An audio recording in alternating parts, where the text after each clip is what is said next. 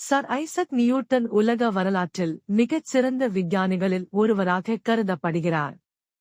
1643ஆம் ஆண்டு இங்கிலாந்தில் பிறந்த நியூட்டன், இயற்கை மற்றும் பிரபஞ்சத்தை மனிதர்கள் புரிந்து கொள்ளும் முறையையே மாற்றினார்.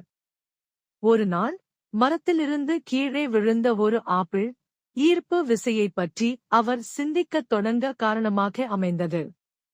அந்த ஈர்ப்பு விசை, ஆப்பிளை மட்டும் அல்ல, கோள்கள் சூரியனைச் சுற்றி இயக்கப்படுவதற்கும் காரணம் என்பதைக் கண்டறிந்தார். நியூட்டன் இயக்கத்தின் 3 விதிகளை உருவாக்கினார். இவை இன்று கார்கள், விமானங்கள் மற்றும் ராக்கெட்டுகளின் இயக்கத்திற்கே அடிப்படையாக உள்ளன. மேலும், அவர் கணிதத்தில் கால்குலஸ் என்ற புதிய கிளையை உருவாக்கினார் மற்றும் பிரின்சிபியா மேதமாட்டிகா என்ற புகழ்பெற்ற நூலை எழுதினார். அறிவியலுக்கு செய்த அதிசயமான பங்களிப்புகளுக்காக அவர் அரசால் கௌரவிக்கப்பட்டார்.